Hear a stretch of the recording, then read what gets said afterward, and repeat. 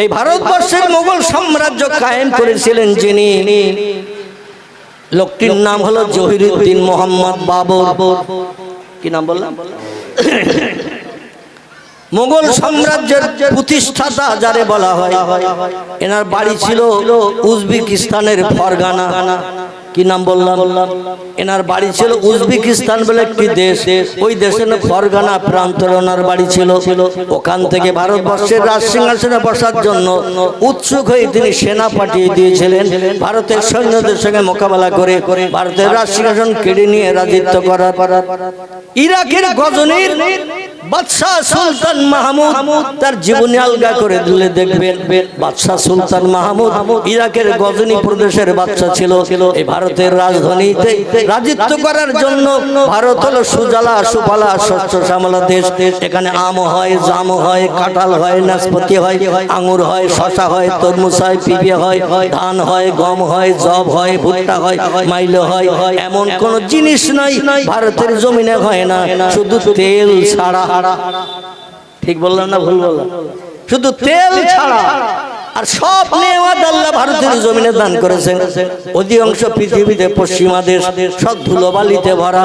আমাদের ভারতের জমিনকে আল্লাহ কার্পেট বানিয়ে দিয়েছেন সবুজ ঘাস দিয়ে। জোরে বলুন সুবহানাল্লাহ। তাই গজনির বাদশা সুলতান মাহমুদ দিল্লির রাজসিংহাসনে বসে রাজত্ব করার শখ করলো। সেনা পাঠিয়ে দিল যুদ্ধ করতে। একবার নয়, দুবার নয়, তিনবার নয়, 17 বার যুদ্ধ করেছিলেন বাদশা সুলতান মাহমুদ। 17 বারই হেরে ফিরে চলে গিয়েছিলেন। দিল্লির রাজ সিংহাসন দখল করতে পারেননি। কিন্তু উজবেকিস্তানের ফরগানা প্রান্ত থেকে যিনি সেনা পাঠিয়েছিলেন, লোকটির নাম হলো জহিরুদ্দিন মোহাম্মদ বাবর। বইটির নাম হলো দ্য ওল্ড ইন্ডিয়ান হিস্ট্রি। লেখকের নাম ডক্টর পি হিউট।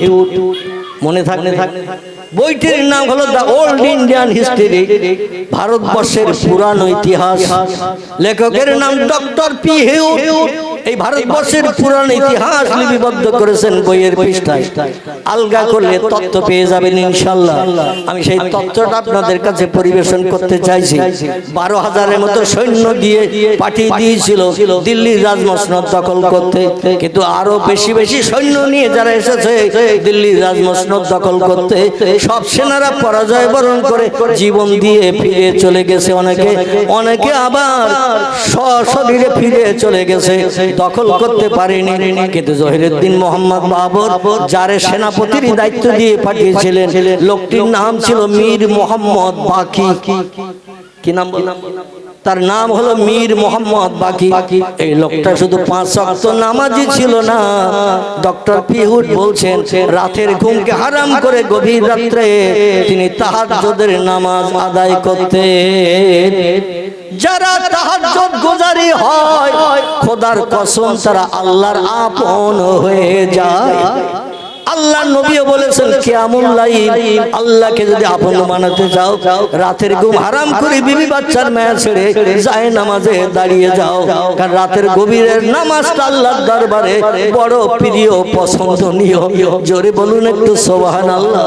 আর এই নামাজ আদায় করে আল্লাহর কাছে দুখানা হাত তুলে যে বান্দা রাত্র 3য় প্রহরের সময় 3 ভাগ পেরিয়ে গেছে, 1 ভাগ বাকি, ফজরের আজান ধ্বনি হব ভাব, এইরকম সময়ে যে বান্দা হাত তুলে আল্লাহর কাছে কিছু চায়, আল্লাহ তারে না দিয়ে পারে না। জোরে বলুন একটু সুবহানাল্লাহ। জহিরুদ্দিন মোহাম্মদ বাবর চিন্তা করলেন আল্লাহর রেজামন্দির জন্য, আল্লাহর ইবাদতের জন্য আমার একটা মসজিদ বানানোর দরকার। দিল্লি থেকে অনতি দূরে সূর্য নদীর কিনারায় নিজ হাতে করে একটা মসজিদ বানিয়ে দিয়েছিলেন মীর মোহাম্মদ বাকির হাত বরাবর। জোরে বলুন একটু সুবহানাল্লাহ। ইতিহাস এই সাক্ষ্য দেয়। বইটির নাম হলো দ্য ওল্ড ইন্ডিয়ান হিস্ট্রি। লেখকের নাম ডক্টর পি হিউট। তিনি তথ্য দিয়েছেন এখান থেকে 550 বছর আগের ঘটনা। মসজিদ বানালেন তিনি, যে মসজিদটির নাম বাবর নিজের নামে নামকরণ করে করলেন বাবরি মসজিদ। কি নাম? বাবরি মসজিদ নিজের নামে নামকরণ করেছেন। আল্লাহর পয়গম্বর মক্কা থেকে হিজরত করে মদিনায় যখন গেলেন, মদিনায় যে নবীজি নিজ হাতে করে একটা মসজিদ বানিয়েছিলেন। এই মসজিদটির নাম কি? আলহামদুলিল্লাহ, আমার ভাই সঠিক তথ্য দিয়েছেন। এই মসজিদটির নাম হলো মসজিদে নববী। নবী বানিয়েছেন, তাই নবীর নাম করে মসজিদের নাম হয়েছে নববী। জোরে বলুন সুবহানাল্লাহ। ওই রকম জহিরুদ্দিন মোহাম্মদ বাবর নিজ হাতে করে বানিয়েছিলেন বলে ওনার নিজের নাম দিয়ে মসজিদের নামকরণ করলেন বাবরি মসজিদ। কিন্তু একদল হিংসুকেরা, এমন করে উৎপর ব্যক্তিরা, হিংসুক ব্যক্তিরা, নির্যাতিত ব্যক্তিরা 1992 সালে ওই মসজিদটা শাবল গাইতে মেরে ভেঙে চুরমার করে দিয়ে জায়গা খালি করে সেখানে এখন রাম মন্দির বানানো হয়েছে না হয় নাই? ইতিহাস থেকে মসজিদ মুছে গেছে, কিন্তু আল্লাহর দরবারে মসজিদ আছে না নাই? এই বাবরি মসজিদ কিয়ামত পর্যন্ত থাকবে। আর এই মসজিদে যারা পূর্বে ইবাদত করেছে, মসজিদের যাত্রী সেজে পুলসিরাত পেরিয়ে জান্নাতের দরজায় তারা পৌঁছানোর সুযোগ পাবে।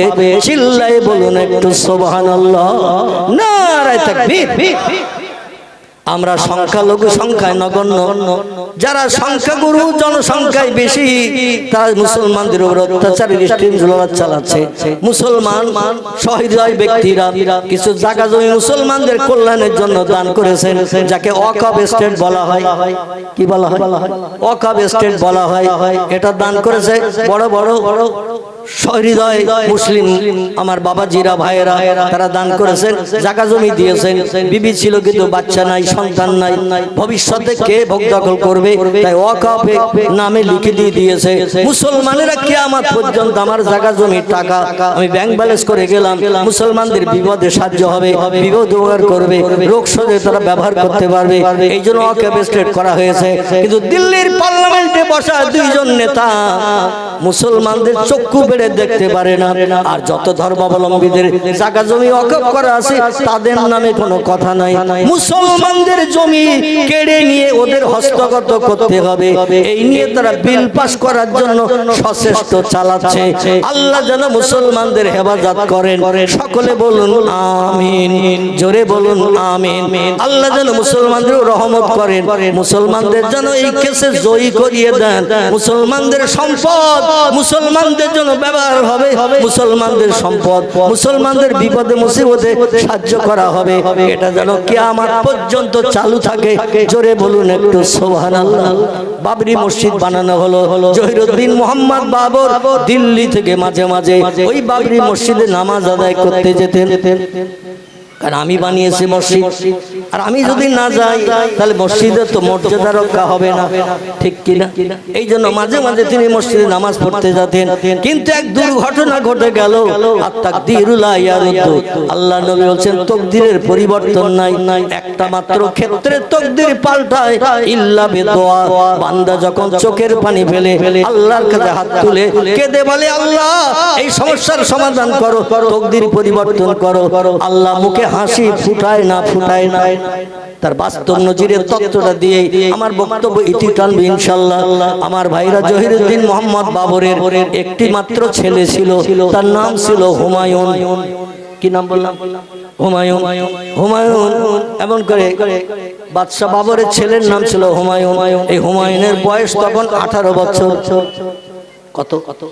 18 বছর। 18 বছর হঠাৎ কঠিন রোগে আক্রান্ত হয়েছে, সোয়াসে রোগ, যে রোগে ওষুধপত্র থেকে না, ডাক্তার কবিরা ট্রিটমেন্ট করে কোনো উপকার করতে পারে না। যতদিন যায় 18 বছরের যুবক ছেলে বিছানা সজ্জায় শায়িত হয়ে যায়। এরকম ঘটনা আমাদের দেশেও ঘটে না, ঘটে না? যুবক ছেলে এমন কঠিন রোগ হয়েছে, ওষুধ থেকে না, ডাক্তারেরা রোগ ধরতে পারে না, ঘটে না? ঘটে। আমার ভাইরা যতদিন যায় খাওয়া দাওয়া ছেড়ে দিয়েছে, রোগ সজ্জায় শায়িত, উঠে বসতে পারে না, টয়লেটে বাথরুমে যেতে পারে না। দেখতে দেখতে এমন জরাজীর্ণ হয়ে গেছে, মরণ ছাড়া আর উপায় নাই। বিভিন্ন দেশ বিদেশ থেকে জহিরুদ্দিন মোহাম্মদ বাবর ডাক্তার, কবিরাজ, হাকিম, বৈদ্য সব ডেকে এনে ট্রিটমেন্ট করাচ্ছে। কারণ আমার স্থলাভিষিক্ত হবে, যে আমার পরে রাজসিংহাসনে বসবে, যে সে আমার ছেলে। এই এমন করে হুমায়ুন, কিন্তু সে তো কঠিন রোগে আক্রান্ত, মৃত্যু শয্যায় শায়িত, শেষ পর্যন্ত বোধহয় মারাই যাবে। এই জন্য বাবর চিন্তা করলেন, ডাক্তার কবিরাজ দিয়ে যখন কাজ হলো না, হাকিম বৈদ্য দিয়ে কাজ হলো না, তাহলে কাজ করতে পারে কে? আমরা যেটা দেখতে পাই না সেটা দেখতে পায় কে? আমরা যেটা শুনতে পাই না সেটা শুনতে পাই কে? আমরা যে কাজ তাড়াতাড়ি করতে পারি না সেটা তাড়াতাড়ি সবার আগে করতে পারে কে? সেটা হলেন আল্লাহ সুবহানাহু ওয়া তাআলা। বাবর চিন্তা করলো, দুনিয়ার ডাক্তার, কবিরাজ, হাকিম, বৈদ্য সকল সব ফেল হয়ে গেল, আমি আল্লাহর কাছে একটু কামনা করি, আল্লাহর কাছে সাহায্য চাই। কিন্তু সাহায্য চেতে গেলে আগে একটু আল্লাহর রেজামন্দি করতে হবে। আর রেজামন্দির উত্তম নাম হলো নামাজ। কি নাম? আফজালুল ইবাদাতিস সালাহ। জোরে বলুন আল্লাহু আকবার। তিরমিজি শরীফের হাদিস, আল্লাহ নবী বলছেন উত্তম ইবাদত, সবথেকে উত্তম ইবাদত, ভালো ইবাদতের নাম হলো নামাজ। কি নাম? নামাজ। উনি চিন্তা নিলেন ফজরের নামাজ পড়তে সেই জহিরুদ্দিন মোহাম্মদ বাবরের হাতে গড়া বাবরি মসজিদে সূর্য নদীর কিনারায় সেখানে চলে গেছেন নামাজ আদায় করতে। ভোরবেলা একটু নামাজ পড়বো, ছেলের জন্য আল্লাহর কাছে চোখের পানিতে বুক ভাসিয়ে একটু দোয়া কামনা করবো। বাজামাত ফজরের নামাজ আদায় করলেন, ইমাম সাহেব নামাজ পড়িয়ে দিল, সূরা কেরাত পাঠ করলো। বাবর ছেলের শোকে নামাজে দাঁড়িয়ে দাঁড়িয়ে চোখের পানিতে কাঁদে। ডাইনে বামে সালাম ফেরানো হয়ে গেল, নামাজ শেষ হয়ে গেল। মুসল্লিরা সব আপন আপন গৃহে কাজকর্মে ব্যস্ততার কারণে ফিরে চলে গেল। বাবর আর মসজিদ ছাড়ে না, মসজিদের এক কোণে বসে বসে আল্লাহর নামে জপ জিকির করছে, সুবহানাল্লাহ পড়ছে, আলহামদুলিল্লাহ পড়ছে, লা ইলাহা ইল্লাল্লাহ পড়ছে। আল্লাহর নামের যত জিকির আজকার তসবিহ আছে মসজিদের কোণে বসে বসে পড়ছে। পূর্ব দিকে যখন লাল আভা দেখা দিয়েছে, সূর্য উদয় হব ভাব আল্লাহর কোরআন পাকে জানিয়ে দিয়েছেন সালামুন হিয়া হাত্তা মাতলাইল ফজর। জোরে বলুন একটু আল্লাহু আকবার। সূরা কদর। কি নাম? সূরা কদর। এই সূরা কদরে আল্লাহ জানিয়ে দিয়ে দিয়েছেন আমার আসমানি রহমত পৃথিবীতে বান্দাদের জন্য ওই সময় পর্যন্ত বর্ষিত হয় যত সময় না পূর্ব দিকে সূর্য উদয় হয়। সূর্য উদয় হয়ে গেলে আমার রহমতের দরজা বন্ধ করে দেয়া হয়। এই সময়ে বাবর দোকানে হাত তুলে তাসবিহ তাহলিল পাঠ করে আল্লাহর দরবারে কাঁদে আর বলে, আল্লাহ তুমি তো সব জানো, আলিমুল গায়েব তুমি, সামিউম বাসির তুমি, যেমন তুমি দেখো তেমন তুমি শোনো। আল্লাহ গোপন খবর সব তুমি জানো, তোমার অগোচর তো কিছু নাই। আজ দিল্লির রাজমসনদ ছেড়ে এই সূর্য নদীর কিনারায় বাবরি মসজিদে নামাজ আদায় করতে এসেছি কেবল তোমার রেজামন্দি হাসিলের জন্য। জোরে বলুন একটু সুবহানাল্লাহ। ও আল্লাহ, আমার দাবি চোখের পানি কবুল করো। ছেলের শোকে শোকাহত আমার ছেলে বাবার সামনে মারা যাবে, বাপ কোনোদিন মেনে নিতে পারে না। ছেলের মরণ বাপ কোনোদিন মেনে নিতে পারে না ভাইরা আমার। কিন্তু আল্লাহ যদি মরণ দেয় মেনে নিতে হবে না, হবে না। ও আল্লাহ, আমি কি করে দেখবো আমার ছেলের মরণ, কি করে আমার ছেলেকে কবরস্থ করব? আয় আল্লাহ, তবে তোমার নবী জানিয়েছেন তকদিরের কোনো পরিবর্তন নাই, যার ভাগ্যে আল্লাহ যেটা জন্মের আগে লিখে দেয় সেটাই তার নসিবে জুটে যায়। আমি বুঝতে পেরেছি এই রোগে আক্রান্ত হয়ে আমার ছেলের মরণ হবে, এই রোগে আক্রান্ত হয়ে আমার ছেলের মরণ হবে। কারণ ওষুধ ছেকে না, ওষুধ ছেকে না, ডাক্তার কবিরাজে কোনো কাজ হয় না। ও আল্লাহ, তবে চোখের পানি কবুল করে তুমি তকদির পরিবর্তন করো, তোমার নবী জানিয়ে দিয়েছেন। এই জন্য চোখের পানিতে বুক ভাসিয়ে আল্লাহ তোমার কাছে আমি দোয়া চাই, দাবি করি আমার ছেলের হায়াতটা যদি ওই রোগে মরণ হয় আল্লাহ ওই রোগটা তুমি আমারে দাও। কারে দাও? রোগটা আল্লাহ তুমি আমারে দাও। আর আমার যে বাকি হায়াত আছে জীবনে, ওই হায়াতটা আমার ছেলেরে তুমি দান করে দাও। আল্লাহ নবী বলছেন তিনটি দোয়া আল্লাহর দরবারে বিদ্যুতের মতো কবুল হয়। অন্য হাদিসে এসেছে আল্লাহ নবী বলছেন চারটি দোয়া বিদ্যুতের মতো আল্লাহর দরবারে কবুল হয়। এক নম্বরের দোয়া হলো বাপ মা যদি সন্তানের জন্য কোনো দোয়া করে আল্লাহ সে দোয়াটা বিদ্যুতের মতো কবুল করেন।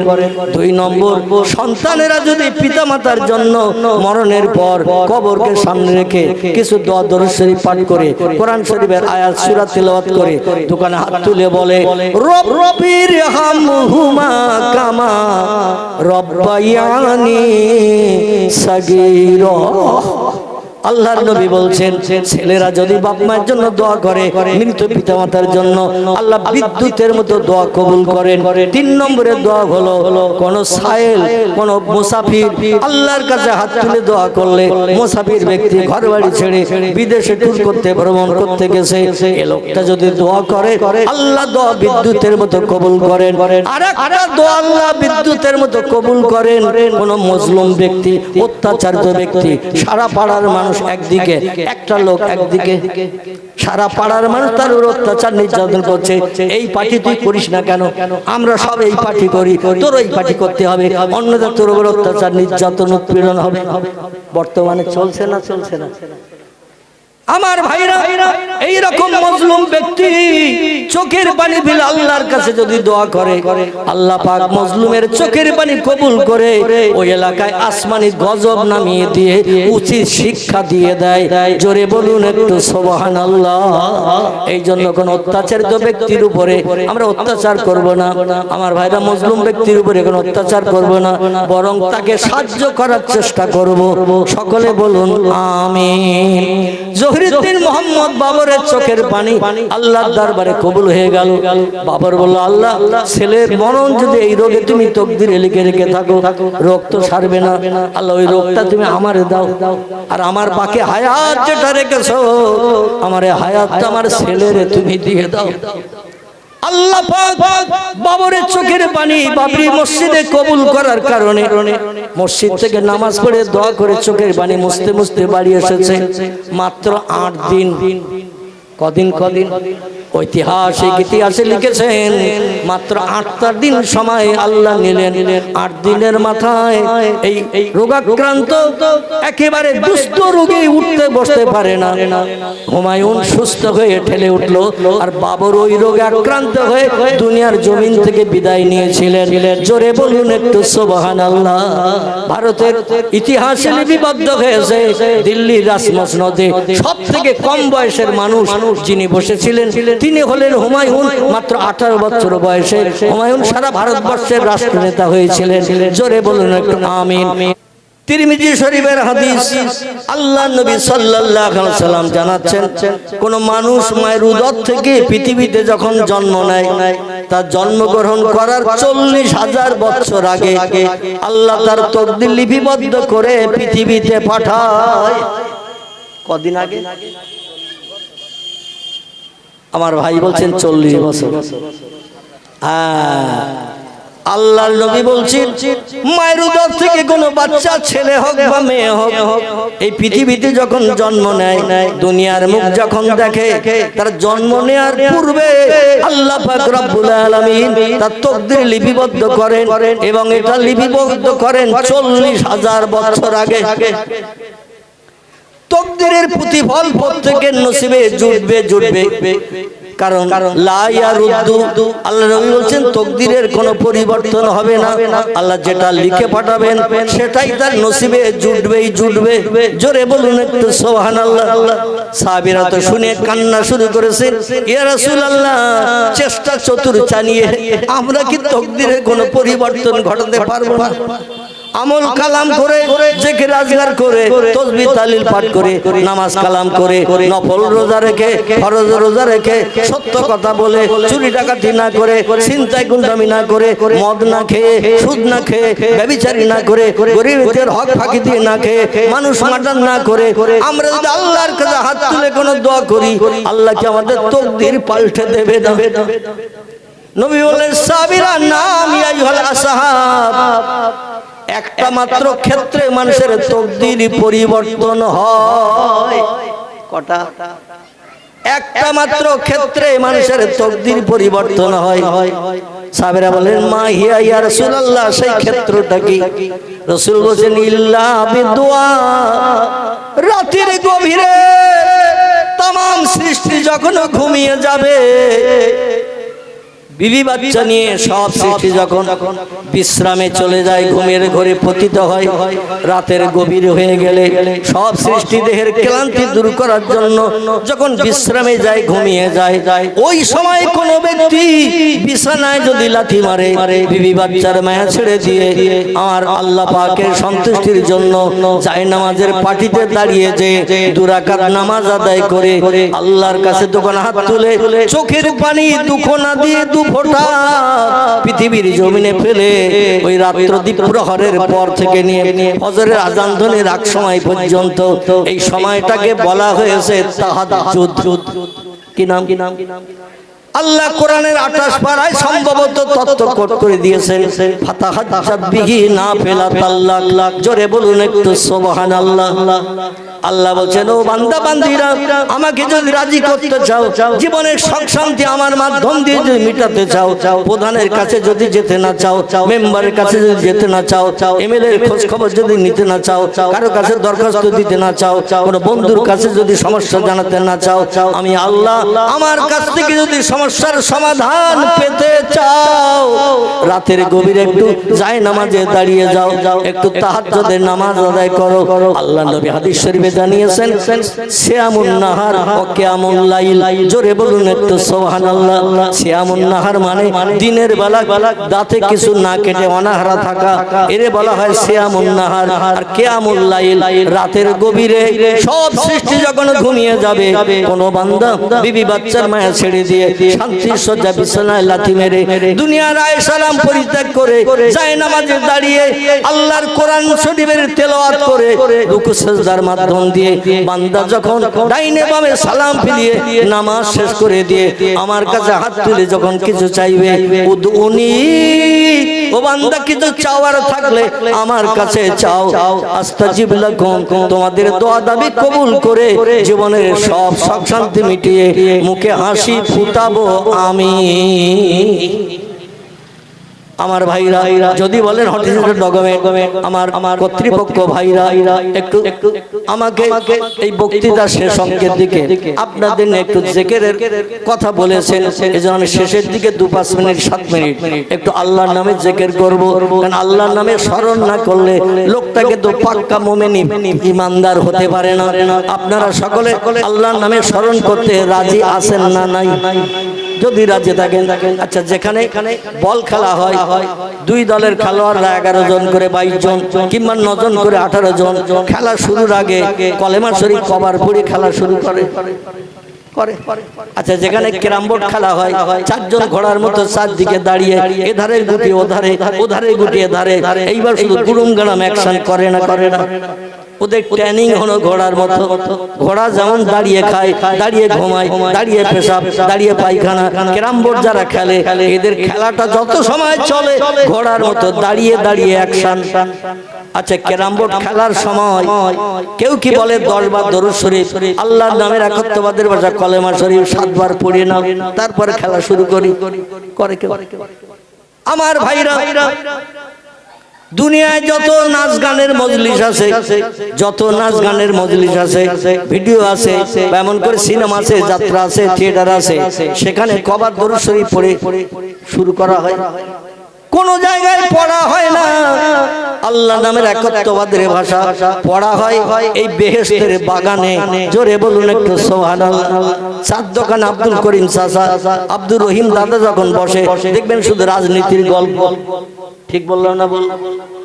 রাজনীতির গল্প, নিজেদের সংসার যাপনের গল্প, চাষবাসের গল্প, ব্যবসার গল্প করতে করতে 1-1.5 ঘন্টা পেরিয়ে যায়, কিন্তু একটা বার 4 দোকানে 1.5 ঘন্টা বসে থাকা অবস্থায় একটা বারও কি কলেমা শরীফ পড়ার সুযোগ পেয়েছি? পাই নাই। দুর্ভাগ্য আমাদের।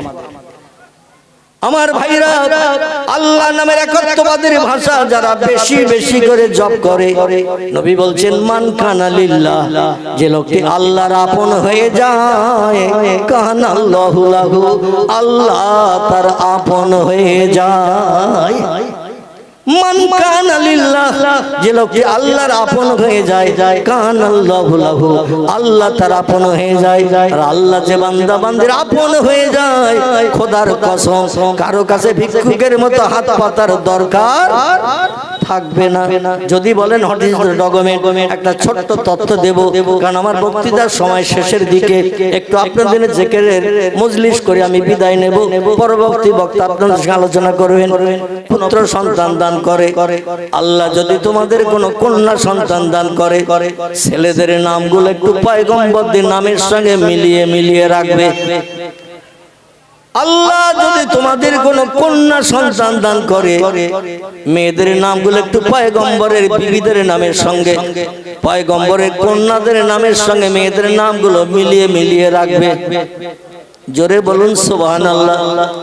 সাহাবীরা বলেন, ইয়া রাসূলুল্লাহ, ওল মডেলের যুগের পয়গম্বরদের নামের সঙ্গে, ওল মডেলের যুগের পয়গম্বরের বিবিদের নামের সঙ্গে তাদের কন্যাদের নামের সঙ্গে নাম মিলিয়ে রাখলে কি লাভ হবে? কারণ আদম নবী, শীষ নবী, ইদ্রিস নবী, ইব্রাহিম নবী, ইসমাইল নবী, ইসাক নবী, ইয়াকুব নবী, ইউসুফ নবী, দাউদ নবী, সুলাইমান নবী, মুসা নবী, হারুন নবী, এভাবে যত নবী এসেছে পৃথিবীতে হাজার হাজার বছর আগে, ওই হাজার হাজার বছর আগের ওল্ড মডেলের নবীদের নামের সঙ্গে এই নিউ মডেলের যুগের ছেলে মেয়েদের নাম রাখলে লাভ কি হবে? নবীর বিবিদের নামের সঙ্গে মেয়েদের নাম রাখলে কি লাভ হবে? আল্লাহর নবী বলেন, সাহাবীরা আদম সফিউল্লাহ থেকে নিসা রুহুল্লাহ পর্যন্ত আল্লাহ পাক পৃথিবীতে মানুষকে সুপথ দেখানোর জন্য, আল্লাহর পরিচয় মানুষের কাছে জানানোর জন্য, জান্নাত হালাল বানানোর জন্য, জাহান্নাম হালাল বানানোর হারাম বানানোর জন্য আল্লাহ পাক যুগে যুগে পয়গম্বর পৃথিবীতে পাঠিয়েছেন। এই পয়গম্বরের সংখ্যা কম বেশি তাফসীর কারকেরা তাফসীরে মাফাতিহুল গায়ব, তাফসীরে মাজিদ, তাফসীরে রুহুল বায়ান, তাফসীরে ইবনে কাসির, তাফসীরে জালালাইন, তাফসীরে কামালাইন, তাফসীরে কাশফ, তাফসীরে বায়ানুল কোরআন, তাফসীরে মাওজিহুল কোরআন, বিখ্যাত বিখ্যাত কোরআনের তাফসীরের ভিতরে লেখকেরা লিপিবদ্ধ করেছেন। আল্লাহ পাক পৃথিবীতে মানুষকে সুপথ দেখানোর জন্য, মানুষকে মানুষ বানানোর জন্য পয়গম্বর পাঠিয়েছিলেন 1,00,000 মোতাবেক 2,24,000। জোরে বলুন একটু সুবহানাল্লাহ। কতটা? 1,00,000 মোতাবেক 2,24,000 পয়গম্বর আল্লাহ যুগে যুগে পৃথিবীতে পাঠিয়েছেন আল্লাহর পরিচয় মানুষের কাছে দেওয়ার জন্য। আল্লাহ যে একজন স্রষ্টা মালিক আছে, এই পরিচয়টা পয়গম্বরেরা সে যুগে অতীতকালে মানুষের কাছে দিতেন। মানুষ যখন আগুনকে পূজা করত, পানিকে পূজা করত, গাছকে পূজা করত, পাথরকে পূজা করত, মাটিকে পূজা করত, স্রষ্টা হিসাবে মান্যতা দিয়ে এই সমস্ত সৃষ্টির কাছে মাথা নত করত আর বলতো, ও আমার পূর্ব, আমার রব পাথর গো, ও মাটি গো, সূর্য গো, চাঁদ গো, ও পানি গো, আমার জীবনের দুঃখ দুর্দশা নিবারণ করো। তাদের সামনে গড় হয়ে বসে সেজদা করত। পয়গম্বর এসে বললেন, সৃষ্টি কোনোদিন স্রষ্টা হতে পারে না। যাদের কাছে মাথা নত করছো তারা হলো সব আল্লাহর সৃষ্টি, আর সৃষ্টি বানিয়েছেন যিনি, তিনি হলেন স্রষ্টা।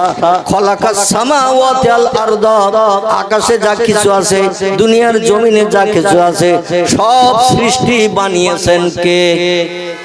এক জোরে বলে, সব সৃষ্টি বানিয়েছেন তিনি, আমাদেরও মালিক যিনি। ঠিক কিনা? এই মালিকের পরিচয় পয়গম্বরেরা মানুষের কাছে দিয়েছেন। এদের সংখ্যা তাফসীরকারকে লেখকেরা লিখেছেন 1,00,000 মোতাবেক 2,24,000 পয়গম্বর। আমার ভাইরা, এই পয়গম্বরেরা যুগে যুগে দিনের দাওয়াত দিয়ে পৃথিবী থেকে বিদায় হয়ে কবরস্থ হয়ে গেছে। সর্বশেষ পয়গম্বর আগমন হয়েছে এখান থেকে 1450 বছর আগে। কতদিন বললাম? এখান থেকে 1450 বছর আগে সর্বশেষ পয়গম্বর মহামানবের আগমন হয়েছে। তার নাম হলো মুহাম্মদ রাসূলুল্লাহ। আল্লাহ কোরআনের সূরা আহজাবের ভিতরে তথ্য কোট করে দিয়ে বলছেন, ও খাতামান নবিয়্যিন আমার মোহাম্মদ রাসূলুল্লাহর পরে দুনিয়া যতদিন ধ্বংস না হবে, পশ্চিম দিকে যতদিন সূর্য উদয় না হবে, ততদিন পর্যন্ত পৃথিবীতে আর কোন পয়গম্বরের আগমন হবে না। জোরে বলুন একটু সুবহানাল্লাহ। সেই পয়গম্বর বলছেন লা ইয়াদখুলুল জান্নাহ, আমি মুহাম্মদ অত সময় পর্যন্ত বেহেশতে ঢুকবো না, জান্নাতের সুখ উপভোগ করব না, হুর গেলেমানদের নিয়ে জান্নাতের ভিতরে আনন্দ ফুর্তি করব না, হাত্তা ইয়াতাকে ওয়াইখুরিজু মিনান নার, জাহান্নামের আগুন থেকে ওই লোকটাকে যত সময় টেনে বার করে আল্লাহর জান্নাতে অ্যাডমিশন না করাবো, জান্নাতে না ঢুকিয়ে দেব, তত সময় পর্যন্ত আমি মুহাম্মদ আল্লাহর জান্নাতের সুখ উপভোগ করব না। সাহাবীর বলে ইয়া রাসূলুল্লাহ, কোন লোকটাকে বার করবেন? নবী বলেন ইখরুজু মিনান নারে মান ক্বালা লা ইলাহা ইল্লাল্লাহু মুহাম্মাদুর রাসূলুল্লাহ, যে লোকটি তার জবান দিয়ে ঠোঁট নেড়ে জিভের মাধ্যম দিয়ে একটা বার মাত্র পড়বে, আরশ কুরসি লৌহে মাহফুজের আরশ কুরসিতে আল্লাহ পাক যে নামটা লিপিবদ্ধ করে রেখেছেন, দুইজন ব্যক্তির নাম। কজনের বললাম? দুইজন ব্যক্তির নাম আরশ কুরসির উপরে লিপিবদ্ধ আছে।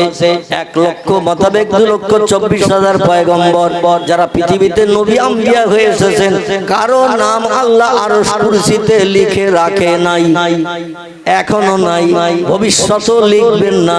জোরে বলুন একটু সুবহানাল্লাহ। কিয়ামত পর্যন্ত একজন ব্যক্তির নাম আল্লাহ নিজের নামের সঙ্গে আরশ কুরসিতে লিপিবদ্ধ করে রেখেছেন, সেটি আমাদের হলো ঈমানদার মুমিন হিসাবে বিবেচনা হওয়ার জন্য, বিবেচিত হওয়ার জন্য আল্লাহ আমাদের জন্য ওটা কলেমা করে পাঠিয়ে দিয়েছেন। জোরে বলুন একটু সুবহানাল্লাহ। সেটি হলো সকলে আমার সঙ্গে একটু গলা ছেড়ে মোহাব্বতের সঙ্গে পড়ুন। আগামীকাল সকালবেলা ঘুম নাও ভাঙতে পারে, ঠিক কি না? বিবি বাচ্চা নিয়ে বিছানার শয়নসজ্জায় যখন খেয়ে দিয়ে রাতের বেলা শুয়ে পড়বো, সকালবেলা ঘুম ভাঙবে, এ সার্টিফিকেট কোনো বিজ্ঞান দেশে, কোন দার্শনিক দেশে, কোন ইঞ্জিনিয়ার দেশে, কোন ডাক্তার দেশে, কোন মাস্টার দেশে, কোন বুদ্ধিজীবী দিয়েছে, কোন সাহিত্যিক দিয়েছে, দুনিয়ার কোন উচ্চ শিক্ষিত জ্ঞানীর বাবার ক্ষমতা হয় নাই যে তুমি এখনো 11 বছর 3 মাস 16 দিন বেঁচে থাকবে, তোমার মরণ হবে না। এই সার্টিফিকেট আজ পর্যন্ত কেউ দিতে পেরেছে নাকি? কেউ যদি দিতে পারত, তাম বিশ্বব্যাপী দুইজন ব্যক্তি বাদশাহিত্য করেছিলেন। বর্তমান পৃথিবীতে দেশের সংখ্যা হলো 228টি। কটা বললাম? তাম পৃথিবীতে দেশের সংখ্যা হলো 228টি। Japan, German, England, Holland, Poland, Italy, Brazil, Thailand, Singapore, Burma, Rangoon, Hindustan, Pakistan, Bangladesh, Afghanistan, Iraq, Iran, Kuwait, Jordan, Arab, পারস্য, তুরস্ক, Libya, Nigeria, Indonesia, Malaysia, Sri Lanka, Burma, Tajikistan, Kazakhstan, Balochistan, Azerbaijan, Armenia, Saudi Arab, Arab আমির শাহী, শাম, সিরিয়া, মরক্কো, ইয়ামান, বুলগেরিয়া থেকে শুরু করে 228টা দেশ পৃথিবীতে আছে। জোরে বলুন একটু সুবহানাল্লাহ। এই 228টি দেশ আমার আল্লাহ পাক তাম পৃথিবীতে বিদ্যমান করে রেখে দিয়েছেন। আর 228টি দেশে এমন কোন দেশ নাই যে দেশে নবীর উম্মত নাই। অনেক দেশ আছে হিন্দু নাই, অনেক দেশ আছে জৈন নাই, অনেক দেশ আছে শিখ নাই, অনেক দেশ আছে ইহুদি নাই, অনেক দেশ আছে খ্রিস্টান নাই, অনেক দেশ আছে কোল নাই, অনেক দেশ আছে ভিল নাই, অনেক দেশ আছে নাগা নাই, অনেক দেশ আছে খাসা নাই, অনেক দেশ আছে মুন্ডা নাই, অনেক দেশ আছে আর্য নাই, অনেক দেশ আছে আদিবাসী নাই, অনেক দেশ আছে সাঁওতালি নাই। কিন্তু আমরা মুসলমান এমন একটা জাতি, পৃথিবীর 228টি দেশে আমরা বাস করছি। একটু চিল্লায়ে বলুন সুবহানাল্লাহ। এই জন্য আল্লামা ইকবাল বলেছেন, আরবে আমি, ভারতে আমি, চীনে আমার নাইকো পর, সারা বিশ্বে মুসলিম আমি, আমরা বিদেশি ঘর। জোরে বলুন একটু সুবহানাল্লাহ। আরবে আমি, ভারতে আমি চীনে আমার নাই কপর, সারা বিশ্বে আমরা মুসলমান বেঁধে নিয়েছি ঘর। এমন কোন দেশ নাই যে দেশে আমরা নাই, সব দেশে রয়েছে। আমাদের পরিচয় হলো আরশ পাকের ভাষা, জবান দিয়ে একটু উচ্চারণ করেছি মোহাব্বতের সঙ্গে, সেটা একটু পড়ুন। লা ইলাহা ইল্লাল্লাহু মুহাম্মাদুর রাসূলুল্লাহ। তিরমিজি শরীফের হাদিস। আল্লাহ নবী বলছেন, কোন ব্যক্তি সারা জীবনে 65 বছর বেঁচে ছিল, 70 বছর বেঁচে ছিল, 82 বছর হায়াতে বেঁচে ছিল, সারা জীবন দুনিয়াদারিতে মত্ত ছিল, বিবি বাচ্চার প্রেমে আসক্ত ছিল, অর্থ সম্পদ উপার্জনের জন্য দৌড়াদৌড়ি ছুটাছুটি করতে করতে জীবন শেষ হয়ে গেছে, আল্লাহর নামের কলেমা একটাবার পড়ার সুযোগ হয়নি। আছে না এরকম মানুষ? মুসলিম ছাড়া যত ধর্মাবলম্বী আছে, ওরা কি সময় দিয়ে কলেমা পড়ে নাকি কোনোদিন? মুসলিম ছাড়া যত ধর্মাবলম্বী আছে, এরা কোনোদিন মনের ভুলেও কলেমার জপ করে না, কলেমা পড়ে না। বেঈমান এবং ঈমানদারদের পার্থক্য হলো, বেঈমান এবং ঈমানদারদের পার্থক্য হলো, ঈমানদারেরা কলেমা পড়ে, বেঈমানেরা কলেমা পড়ে না। যারা কলেমা পড়ে না, কোরআনের ভাষায় তারা হলো কাফির। তারা কি? তারা হলো কাফির। আর যারা কলেমা পড়ে এরা হলো মুমিন, ঈমানদার।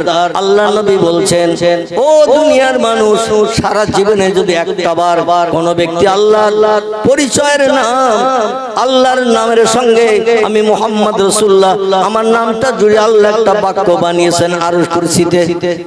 দুইজন ব্যক্তির নাম জুড়ে একটা বাক্য বানানো হয়েছে, সেটি হলো লা ইলাহা ইল্লাল্লাহ। এটার পরিচয় হলো তামাম সৃষ্টিকে বানিয়েছেন যিনি, তিনি হলেন লা ইলাহা ইল্লাল্লাহ। আর তামাম সৃষ্টির ভিতরে শ্রেষ্ঠ যিনি, তামাম সৃষ্টির ভিতরে শ্রেষ্ঠ যিনি, তিনি হলেন কলেমার অপর অংশ মুহাম্মাদুর রাসূলুল্লাহ। জোরে বলুন একটু সুবহানাল্লাহ। দুইজন ব্যক্তির নাম দিয়ে একটা বাক্য সেন্টেন্স বানানো হয়েছে। এটা যে লোকটি একটাবার পড়বে সে লোকটি ঈমানদার হিসাবে বিবেচিত হবে, যে লোকটি সারা জীবনে একবার পড়বে না সে কাফির হিসাবে বিবেচিত হবে। কাফের হলে তার ঠিকানা কোথায় হবে? কাফের হলে তার লাভ কি হবে? আল্লাহ কোরআনে সূরা বাকারায় বলছেন, ইন্নাল্লাযীনা কাফারু ওয়া কাযযাবু বিআয়াতিনা উলাইকা আসহাবুন নারি হুম ফিহা খালিদুন। জোরে বলুন একটা আল্লাহু আকবার। আল্লাহ নিশ্চয়ই যারা আমার বানানো পৃথিবীতে আমার নেয়ামত খায়, আমার অনুদান বিবি বাচ্চা নিয়ে সংসার জীবনে সম্পর্ক করে, আমার জমিনে ঘর বাঁধে, আমার হাওয়া ব্যবহার করে, আমার দেয়া অক্সিজেন ব্যবহার করে, আমার দেয়া সব নেয়ামত পানি ব্যবহার করে, আগুন ব্যবহার করে, এগুলো কি কেউ বানিয়েছে? যা কিছু পৃথিবীতে দেখি আল্লাহ বলছেন, ও দুনিয়ার মানুষ, খালাকাস সামাওয়াতাল আরদ, আকাশ এবং জমিনে যা কিছু তোমরা দেখো আমি সব আল্লাহ পাক রব্বুল আলামিন বানিয়েছি। জোরে বলুন একটু আমিন। আমার ভাইরা, সেই আল্লাহ পাকের নামের কলেমা সারা জীবনে যদি একটাবার পড়া না হয়, ওই লোকটি কাফের হিসাবে বিবেচিত হবে। আর কাফেরের ঠিকানা কোথায় হবে, তার প্রতিদান কি হবে, আল্লাহ কোরআনে সূরা বাকারায় তথ্য করে দিয়েছেন। ইন্নাল্লাযীনা কাফারু, নিশ্চয়ই যারা আমাকে স্রষ্টা বলে মান্যতা দিল না, আমাকে প্রভু বলে স্বীকারোক্তি দিল না, আমাকে সব সৃষ্টির মালিক হিসাবে আমাকে যারা মেনে নিল না, উলাইকা আসহাবুন নার, এরা হবে জাহান্নামের অধিবাসী। কোথার অধিবাসী? এরা হবে জাহান্নামের অধিবাসী। ওহুম ফিহা খালিদুন, আর জাহান্নাম এমন একটা কঠিন জায়গা, সেখানে যুগ যুগ ধরে আগুনে পুড়িয়ে তাদের দগ্ধ করা হবে। লা ইয়ামুতু ওয়ালা ইউকরিস ফিহা, জাহান্নামের পরিচয়টা একটু শুনুন। আল্লাহ বলছেন, লা ইয়ামুতু ওয়ালা ইউকরিস ফিহা, জাহান্নামের আগুনে যারা দগ্ধ হবে, পুড়বে শ্বাসের চিতার মতো। লা ইয়ামুতু, জাহান্নামের আগুনে পুড়ে কোনোদিন কোনো বান্দার মরণ হবে না। পৃথিবীর আগুনে যদি কোনো ব্যক্তিকে হাত পা বেঁধে পোড়ানো হয়, তার মরণ হতে ক মিনিট ক ঘন্টা লাগবে? কথা বল, যে কোনো একটা তথ্য দিলেই তো খেটে যাবে, ঠিক কি না? আধ ঘন্টা বললেও সই, 15 মিনিট বললেও সই, 1 ঘন্টা বললেও সই, ঠিক কি না? একটা মানুষকে হাত পা বেঁধে যদি শুকনো কাঠে আগুন ধরিয়ে দিয়ে তাতে ফেলে দেওয়া হয়, ও মারা যাবে না? যাবে না? আচ্ছা, মরণের পরে ওই মরা দেহের উপরে আবার যদি পেট্রোল লাগিয়ে দেন, কেরোসিন দেন, ডিজেল দেন, দিয়ে ফের আবার যদি আগুন ধরিয়ে দেন, জিন্দাবস্থায় মরণের সময় যে কষ্ট হয়েছিল আগুনে পুড়ে, মরণের পর পেট্রোল ডিজেল কেরোসিন দিয়ে আবার যদি জ্বালান, ও কি কষ্ট অনুভব করবে? ও কি বলবে বাঁচাও বাঁচাও? ও কি চিল্লিয়ে বলবে আমারে চরম বিপদ থেকে উদ্ধার করো? এটা কি বলবে নাকি? কারণ ওর প্রাণ নাশ হয়ে গেছে, মরণের পর আগুনে ফেলে আবার পোড়ানো হচ্ছে। যেমন হিন্দু ভাইদের ধর্মীয় বিধান হলো মরণের পর শ্মশানের চিতায় পোড়ানো। আচ্ছা, বেঁচে থাকা অবস্থায় হাত পা বেঁধে ছেলেরা আপনজন পাড়া প্রতিবাসী শ্মশানের চিতায় যদি পোড়াতে নিয়ে যায়, কেউ যাবে? কেউ যাবে? বলে আমার উপরে তোর অত হিংসা কেন? আমি বেশি আছি, তোর বাপের কি? আমি 107 বছর বেশি আছি, আরো 20 বছর বাঁচবো, আমার এখানে শাসনের চিতায় পুড়াবি? কোন মানুষ জিন্দাবস্থায় পুড়তে চাইবে না, তাই মরণের পরে তারে নিয়ে যাওয়া হয় শাসনের চিতায় পুড়াতে। কারণ পুড়ালে সে কোনো প্রতিবাদ করতে পারবে না, প্রতিবাদ করতে পারবে না। আবার আগুনে যখন পুড়ানো হবে, ও চিল্লাবে না, হাউতাস করবে না, বাঁচাও বাঁচাও করবে না। মরে যাচ্ছি মরে যাচ্ছি আগুনে পুড়ে, আমি কঠিন বিপদের মাঝখানে পড়েছি, আমার উদ্ধার করো, বাঁচাও, বলবে না কে কেউ? আল্লাহ বলছেন দুনিয়ার আগুনের ধারণা যেন করিও না। ও পৃথিবীর মানুষ, পৃথিবীর এই যে আগুন তোমরা ব্যবহার করে রান্না বান্না করো, বিভিন্ন কাজে ব্যবহার করো, পার্টস গুলো আগুনে পুড়িয়ে পুড়িয়ে তরল নরম করে বিভিন্ন শ্বাসে ফেলে দিয়ে যন্ত্র মেশিন বানাও, সব আগুনের মাধ্যম দিয়ে পোড়ানো হয়। কাঁচ পোড়ানো হয়, লোহা পুড়িয়ে গালানো হয়। যে কোনো শ্বাসে ফেলে দিলে দেখবেন আস্তে আস্তে ঠান্ডা হলে জীবনে একটা পার্টস যন্ত্র তৈরি হয়ে যায়।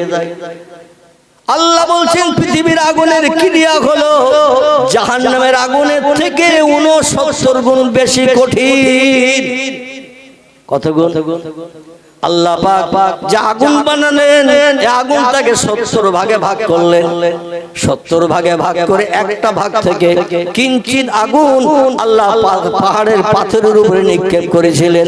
আদম সবিল্লাহকে বলেছিলেন, আদম রে, রান্না বান্না করে যদি জান্নাতি নাজ নেয়ামতের মতো দুনিয়ায় খেতে চাও, জান্নাতে তো রান্না বান্না খাবার খেতে, ফল ফুল খেতে, টেস্টফুল আস্বাদ পেতে, দুনিয়ার জমিনে যে রান্না করার সুযোগ পাচ্ছ না, গাছের ফল ফুল তোমরা কেবল পেড়ে পেড়ে খাচ্ছ, কারণ রান্না করতে গেলে আগুনের দরকার। তাই আমার কাছে দাবি করো, আল্লাহ একটু আগুনের ব্যবস্থা করে দাও। আল্লাহ বলেন জাহান্নামের আগুনটাকে 70 ভাগে ভাগ করো জিবরিল। 70 ভাগে ভাগ করে একটা ভাগের থেকে কিঞ্চিত নিয়ে পৃথিবীর পাহাড়ের পাথরের উপরে নিক্ষেপ করো। আর আদমকে বলে দাও, ওই পাথরের উপরে আগুন নিক্ষেপ করার পরে আদমকে বলে দাও, দুটো পাথর নিয়ে আদম যখন ঘষাঘষি করবে, চকমকি আগুন বেরিয়ে যাবে। ওই আগুন যে কোনো শুকনো কাঠে তুলায় যে কোনো জিনিসে দিলে দেখবেন দাউ দাউ করে আগুন জ্বলবে। জাহান্নামের আগুনের থেকে 69 গুণ লোয়ার কোয়ালিটির আগুন হলো দুনিয়ার আগুন। এই আগুনে হাত পা বেঁধে ফেলে দিলে চিল্লাবে, বাঁচাবে, বাঁচাও বাঁচাও করবে না, করবে না। মরার পরে আর কিছু বলবে না, কারণ দেহ থেকে প্রাণ বেরিয়ে গেছে, মৃত্যুর আযাব বুঝতে পারবে না। আল্লাহ বলেন কবরে যেন এই ধারণা করে এসো না, ও বান্দিরা, বান্দা বান্দিরা, ওয়ালা তামুতুন্না ইল্লা ওয়া আনতুম মুসলিমুন, অত সময় পর্যন্ত যেন মৃত্যুবরণ করো না। তোমরা দেহ থেকে প্রাণ বার করে নিও না, বা দেহ থেকে প্রাণ বিসর্জন আজরাইলের হাতে দিও না। ইল্লা ওয়া আনতুম মুসলিমুন, ঈমানদার কলেমাধারী মুমিন যত সময় তোমরা না হবে, তত সময় যেন মরণ বরণ করে কবরে এসো না। কবরে আসলে 9টা ধানের চাল খটা কিন্তু দেখিয়ে দেয়া হবে। কারণ পৃথিবীতে দুনিয়ার সব দেশের মানুষকে আমি বানিয়ে পাঠিয়েছি কেবল আমার ইবাদতের জন্য। ওমা খলাকতুল জিন্না ওয়াল ইনসা ইল্লা লিয়াবুদুন। জোরে বলুন একটু আল্লাহু আকবার। ও মানুষ, আমি তোমাদের কি উপলক্ষ করি? আমার সুজলা সুফলা শস্য শ্যামলা এই সুন্দর দৃশ্যধারী পৃথিবীতে কি জন্য তোমাদের পাঠিয়েছি একটা বার কি খোঁজ নিয়েছো, দেখেছো? শুনে নাও, জেনে রেখে দাও। আমার কোরআনের তত্ত্ব কোট করে দিলাম। দুনিয়ায় তোমাদের পাঠিয়েছি মায়ের উদর থেকে জন্মগ্রহণ করিয়ে দুনিয়ার সুখ ভোগ করার জন্য শুধু পাঠাই নাই, বরং পৃথিবীতে পাঠিয়েছি একটা মাত্র উদ্দেশ্য নিয়ে আমি আল্লাহ, সেটা হলো আমার ইবাদত করতে হবে। তাই জোরে বলুন সুবহানাল্লাহ। এখন আমরা ইবাদত করি তো করি, হাতে গোনা শতকরা 5 জন 7 জন 10 জন আমরা হাতে গোনা 5 ওয়াক্ত নামাজ পড়ি। কিছু মুসলমান আছে সপ্তাহে একদিন শিবলি সাহেবের মতো খেজুর গাছ কাটতে মসজিদে যায়। আমাদের দেশে শীতকালে খেজুর গাছ কাটে না রস পাওয়ার জন্য, শিবলিরা সপ্তাহে একদিন করে যায় খেজুর গাছ কাটে। দেখবেন জিরেন রস, টাটকা ভালো রস, যে রস জ্বালালে পাটালি হয়। আচ্ছা, একদিনের পরের দিনের ওই রস জ্বালালেও পাটালি হবে তো? কথা বলে একদিনের পরের রস। আচ্ছা, 3 দিনের দিন জ্বালালে ও পাটালি হবে তো? ও নিম ঝরা দিতে হবে না? হবে না। আল্লাহ বলেন সপ্তাহে একদিন যাচ্ছ মসজিদে জুমার দিন, আর সারা সপ্তাহ তোমার নামগন্ধ নাই। ও বান্দা, তুমি নিম ঝরা মালের মতো হবে। চিল্লাই বলুন একটু নাউজুবিল্লাহ। আর দৈনন্দিন যদি মসজিদে হাজির দাও, মুয়াজ্জিন আযান ধ্বনি দিয়েছে আল্লাহু আকবার, আল্লাহু আকবার। আল্লাহ মহান, আল্লাহ শ্রেষ্ঠ, আল্লাহ বড়। এই কণ্ঠের আওয়াজ যখন তোমার কানে শুনিয়ে দিয়েছে, এই কথাটা সত্য না মিথ্যা? সত্য যদি হয় তাহলে তাড়াতাড়ি ব্যবসা বাণিজ্য ছেড়ে দাও, দোকানের শাটার লাগিয়ে দাও।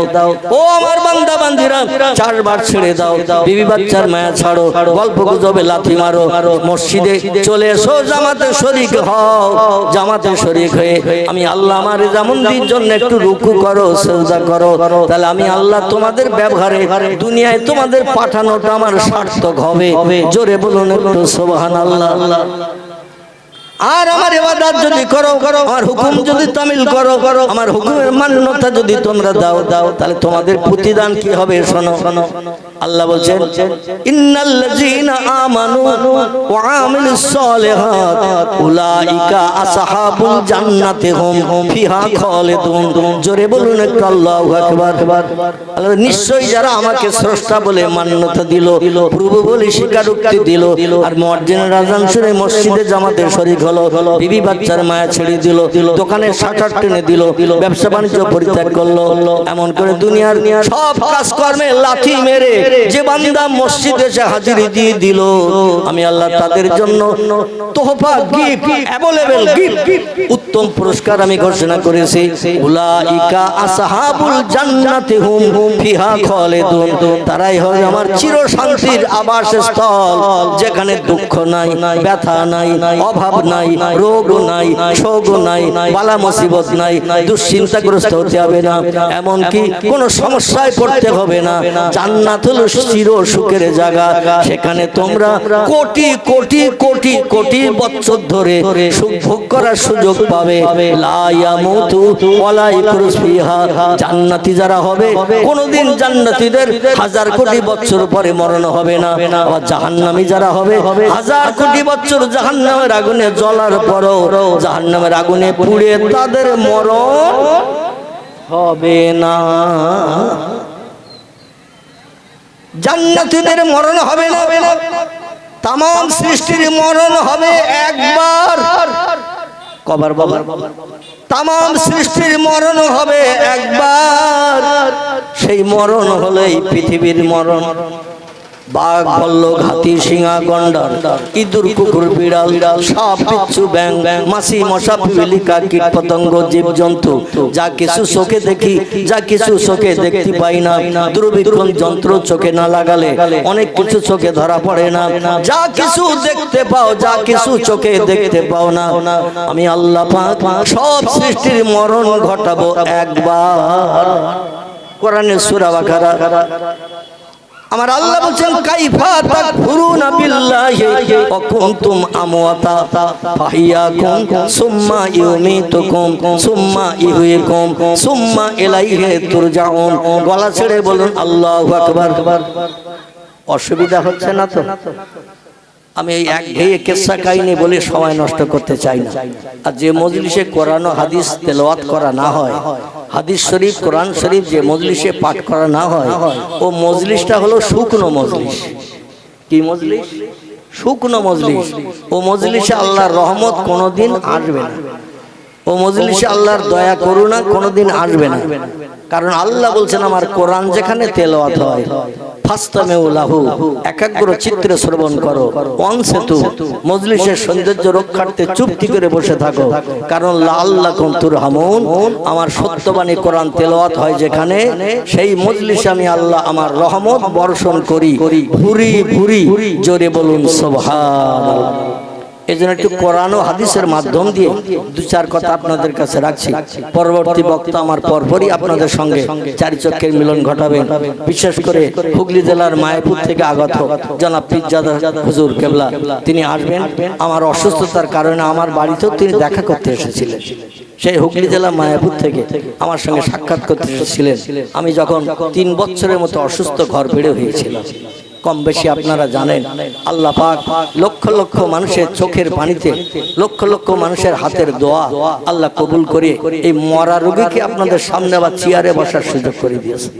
আমার গ্রামের 95% লোকের ধারণা ছিল মৌলভী আর বাঁচবে না, কারণ এমন কঠিন রোগ। আমার পূর্ববর্তী বক্তা সম্ভবত আপনাদের ইমাম সাহেব হবে, আমার আগে যিনি ওয়াজ করছিলেন না, উনি বলছিলেন একটু রোগাক্রান্ত হয়েছিলেন, কিন্তু আমি সীমিত রোগাক্রান্ত হই নাই, কঠিন রোগ। পৃথিবীতে 2টি রোগ বড় কঠিন রোগ। একটি রোগের নাম হলো ক্যান্সার। কি নাম? ক্যান্সার। ইংরেজিতে বলা হয়েছে এর নেই কোনো অ্যান্সার। ক্যান্সার রোগ হলে মরণ অবশ্যম্ভাবী। 1000 কেমো দেন, ডাক্তার দেখান, অপারেশন করে, ও 2-5 বছর পরে আবার রোগ কেটে ওঠে। একেবারে বৃদ্ধ বয়স পর্যন্ত ক্যান্সার রোগী বাঁচে। তোদের জায়গা নেই, এখানে এসে ঝামেলা করতেছে। এই কমিটির ছেলেরা এদের একটু সরাও। ক্যান্সার হলে এর অ্যান্সার নেই, উত্তর নেই, ওষুধ নেই, কিছুই নেই। বিজ্ঞানীরা থাতানি দিয়ে হাজারো রকম কেমো টেমো এটা ওটা বানিয়েছেন, কিন্তু কেমো দিল মরণের দিন পর্যন্ত, বুড়ো বয়স পর্যন্ত বাঁচে না, ও আবার ওই রোগে আক্রান্ত হয়ে মৃত্যুবরণ করে। আর একটা রোগ হলো কঠিন রোগ, যে রোগটা আল্লাহ আমি অধম আমাকে দিয়েছিলেন। আমার রোগটা ছিল কিডনি খারাপ। কি খারাপ? কিডনি। আমার এই পেটের 2টি কিডনি ড্যামেজ হয়ে গিয়েছিল। পেশাব হতো না, 24 ঘন্টায় 2 থেকে 3 ফোঁটা পেশাব হতো। খুব জোর চাপ দিলে 2 থেকে 3 ফোঁটা পেশাব হতো। আর সারাদিন যা পানি খেতাম সব দেহের ভিতরে জমে যেত। আর মরা মানুষ 2-4 দিন রাখলে যেমন ফুলে মোটা হয়, আমার দেহটা এমনি ওই রকম ফুলে মোটা হতো। একদিন বাদ একদিন কলকাতায় 2.5 বছর আমার যেতে হয়েছে ডায়ালিসিস করতে। ডায়ালিসিস মানে হলো পানিগুলো বার করে রক্তগুলো শোধন করে আবার শিরার ভিতরে ঢুকিয়ে দেওয়া। 4 ঘন্টা বেডে শুয়ে থাকতে হতো। বেশ গুনশিয়ের মতো মোটা সুস হাতে শিরার ভিতরে পুড়িয়ে দিয়ে 4 ঘন্টা ধরে আমার বেডে শুইয়ে রেখো। আমাকে শুধু একা নয়, আরো যারা এই কিডনি রোগী ছিল তাদের সবাইকে 4 ঘন্টা করে ডায়ালিসিস করা হতো। মাঝে মাঝে ওকটানা হতো, মাঝে মাঝে বমি হতো, মাঝে মাঝে পায়ের শিরা ছিঁড়ে যাওয়ার মতো, মাঝে মাঝে বেহুশ হয়ে যেতে হতো, কোনো হুঁশ থাকতো না। কিন্তু আল্লাহ তারপরও বাঁচিয়েছে। জোরে বলুন একটু সুবহানাল্লাহ। গত 18ই জানুয়ারি এই 2024, এই 2024-এর 18ই জানুয়ারি কলকাতা আর.এন. টেগোর হসপিটাল, যার বাংলা নাম হলো রবীন্দ্রনাথ ঠাকুর হসপিটাল। কি নাম বললাম? ভারতের মহান মনীষী, হিন্দু ভাইদের ঘরের ছেলে, জোড়াসাঁকো ঠাকুর বাড়ির কীর্তি সন্তান বিশ্বকবি রবীন্দ্রনাথ ঠাকুরের নামে এই হসপিটালের নামকরণ করা হয়েছে আর.এন. টেগোর। এই হসপিটালের মালিকের নাম হলো দেবী শেঠি। কি নাম বললাম? যিনি আমেরিকা থেকে এখানে হসপিটাল বানিয়ে রোগীদের ট্রিটমেন্ট করেন। শুধু কিডনি রোগী নয়, আরো শত শত রোগী ট্রিটমেন্ট করেন, ভালো ট্রিটমেন্ট। তো যাই হোক, আমি যেটা বলতে চাচ্ছিলাম, গত 18ই জানুয়ারি অপারেশনের পরে আমার এই গলার চ্যানেল খোলা হলো, হাতের চ্যানেল করা ছিল ওই ব্লাড শোধনের জন্য, সেটাও খোলা হলো। আমার এই বুকে চ্যানেল করা ছিল, সেটাও খুলে দিয়ে আল্লাহ পাক এখন আপনাদের সঙ্গে চারি চক্ষের মিলন ঘটানোর সুযোগ দিয়েছে।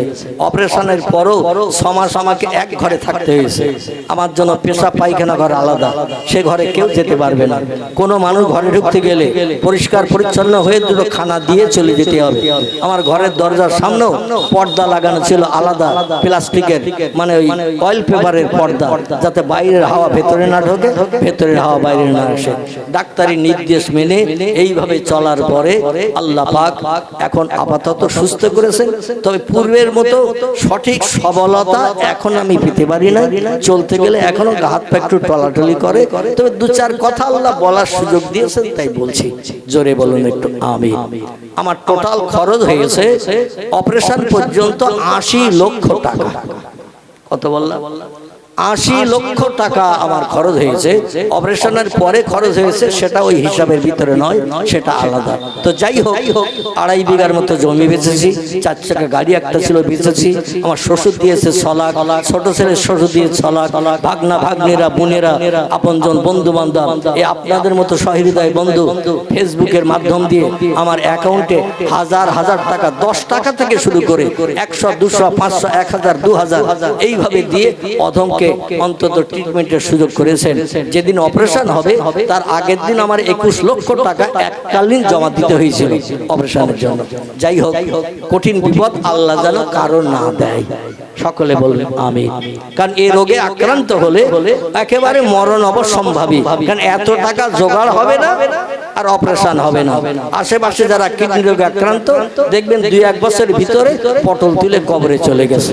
তবে হাজার হাজার মানুষের চোখের পানি আল্লাহ কবুল করার কারণে এই কঠিন রোগীকে আল্লাহ পাক আবার একটু হায়াত ফিরিয়ে দিয়ে সুস্থতা করিয়েছেন। নবীজি সাল্লাল্লাহু আলাইহি ওয়াসাল্লাম বলছেন, আত-তাকদীরু লা ইয়ারুদ্দু ইল্লা বিদুআইন। রে সাহাবীরা,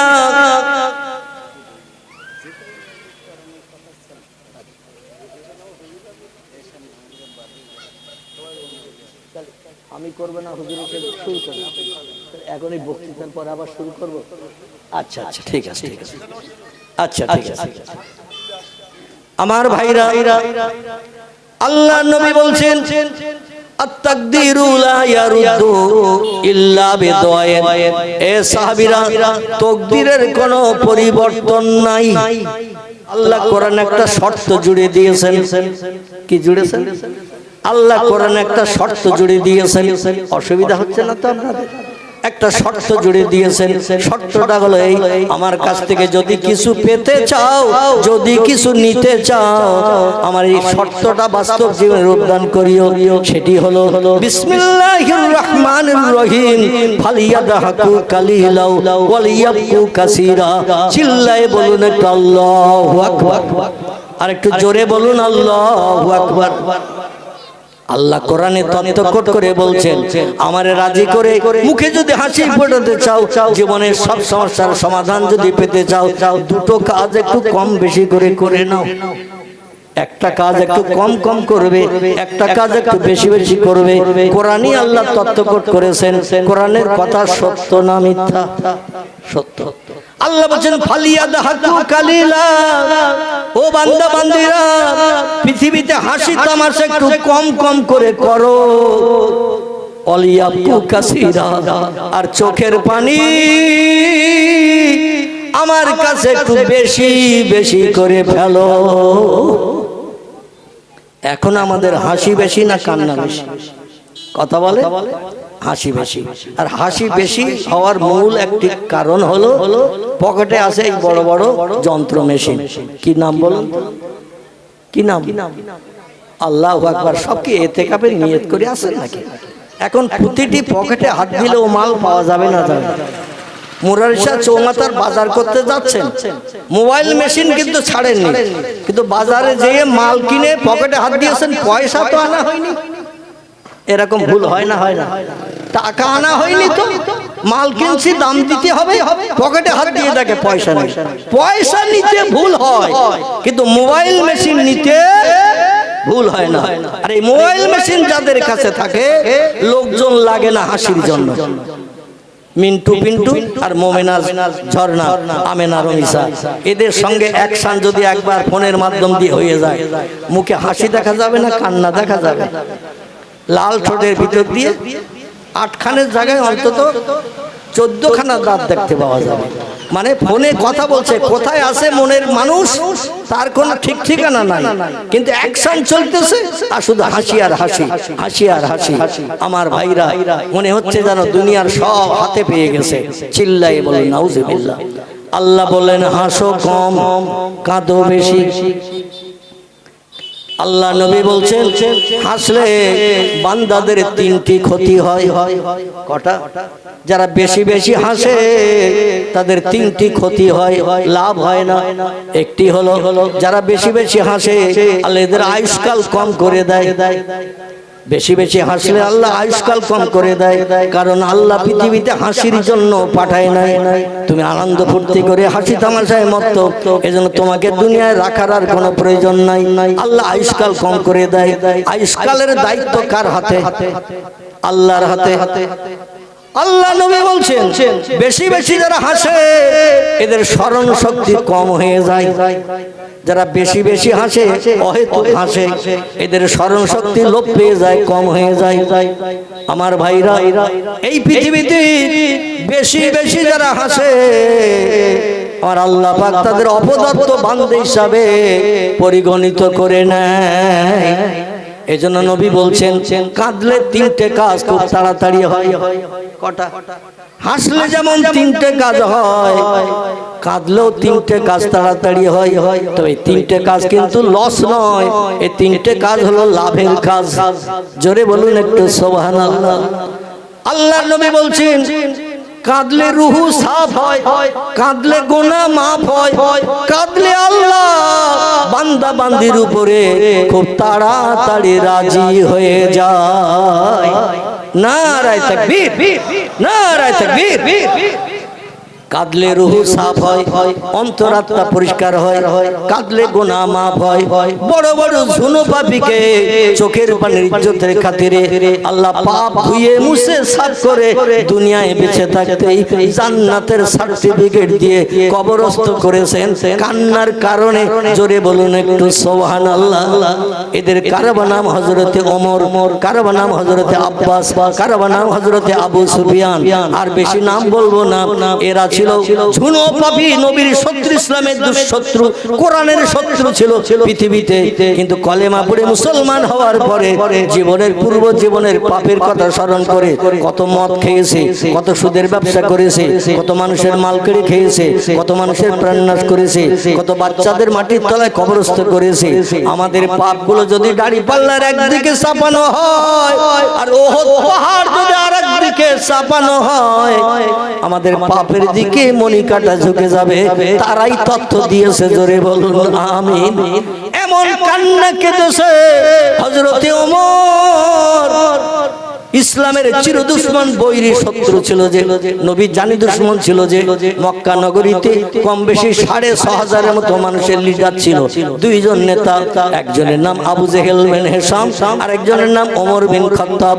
এই ওমর বিন খাত্তাবের কথা বলছি। এ বলছে ও দুনিয়ার মানুষ তোমরা শোনো, নবীর হাতে হাত দিয়ে 34 বছর বয়সে, কত বছর? 34 বছর বয়সে কালেমা পড়ে যখন মুসলমান হলাম, পূর্ব জীবনের পাপের কথা চিন্তা করে আল্লাহর সিজদায় যখন পতিত হতাম, চোখের পানিতে বুক ভাসাতাম। আল্লাহ আমার চোখের পানি এমন পছন্দ করে নিয়েছে, দুনিয়ায় বেঁচে থাকতে আমার জান্নাতের সার্টিফিকেট দিয়েছে। শুধু তাই নয়, ইতিহাস আলগা করে দেখেন পয়গম্বর মুহাম্মদ রাসূলুল্লাহর কবরের পাশে কিয়ামত পর্যন্ত ওমর শোয়ার জায়গা পেয়েছে। আমি আপনি যদি বলি এ সৌদি আরবের মানুষ, এ মদিনা দেশের মানুষ, আমার মরণের পর ঈসা নবীর কবরে একটা জায়গা নবীর পায়ের দিকে খালি আছে, আমার মরণ যদি হয়ে যায় মদিনা শরীফে হজ করতে উমরা করতে এসেছি, আমার কবরটা ওখানে দিও, সৌদিরা মেনে নেবে তো নাকি? বলে কোথাকার কানা পকড়া, কোথাকার পাগল, এখানে এসে ঈসা নবীর জায়গায় কবর হতে চাচ্ছিস? শেষ পর্যন্ত তোর জায়গা যদি জান্নাতুল বাকিতে না হয় তো ওই দূরে পাহাড়ের কিনারে রেখে দাও, ঠিক না ভুল?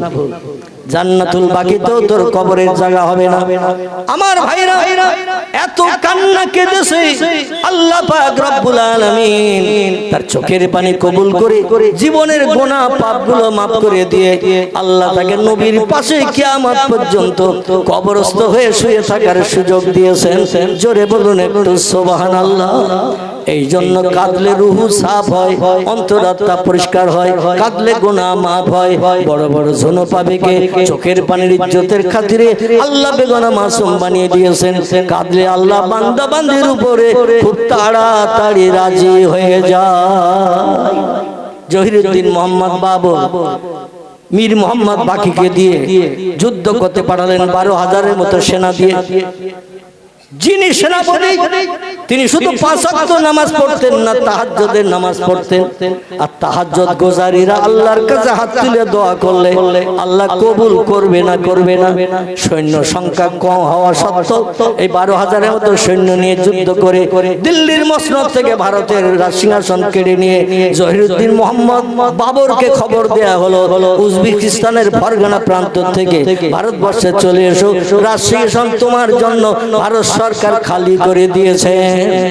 সংক্ষেপ কথা, জহিরুদ্দিন মোহাম্মদ বাবর দিল্লির রাজসিংহাসনে বসে তাম ভারতবর্ষের রাজত্ব পরিচালনা করছেন। এখন যে ভারতবর্ষ, এখান থেকে 550 বছর আগে এই ভারতবর্ষ ছিল না। শ্রীলঙ্কা ভারতের ভিতরে ছিল, বর্মা রেঙ্গুন ভারতবর্ষের ভিতরে ছিল, বাংলাদেশ ভারতের ভিতরে ছিল, পাকিস্তান ভারতের ভিতরে ছিল, আফগানিস্তান ভারতের ভিতরে ছিল। ভারত ছিল একটা বিশাল ভূখণ্ড। নেপাল, ভুটান এও ভারতের ভিতরে ছিল, বিশাল এরিয়ার রাজত্ব জহিরুদ্দিন মোহাম্মদ বাবরের হাতে আসলো। বাবর বলল, আল্লাহ পাক এক দেশ থেকে আরেক দেশে আমাকে রাজত্ব কায়েম করার, রাজসিংহাসনে বসার সুযোগ দান করে দিয়েছেন। সেই আল্লাহর রেজামন্দির জন্য, আল্লাহর সন্তুষ্টির জন্য আমার একটা কাজ অবশ্যই ভারতের জমিনে করতে হবে। নবী বলছেন, মান বানা লিল্লাহি মাসজিদান বানাল্লাহু লাহু বাইতান ফিল জান্নাহ। চিল্লায়ে বলুন একটু আল্লাহু আকবার। আল্লাহ নবী বলছেন, পৃথিবীর কোন ব্যক্তি আল্লাহর জামন্দির জন্য, খুশির জন্য একটা মসজিদ যদি বানিয়ে দিয়ে দেয়, টাকা পয়সা হালাল টাকা খরচ করে, ঘুষের টাকা নয়, সুদের টাকা নয়, মদ খাওয়ার টাকা নয়, ব্যভিচারী করার টাকা নয়, হালাল টাকা দিয়ে যদি মসজিদ বানিয়ে দেয়, বানাল্লাহু লাহু বাইতান ফিল জান্নাহ, আল্লাহ পাক খুশি সন্তুষ্ট হয়ে ওই ব্যক্তির জন্য আগাম জান্নাতের ভিতরে স্পেশাল সৌন্দর্য মণ্ডিত একটা ঘর আল্লাহ তার জন্য বরাদ্দ করে রেখে দেবে।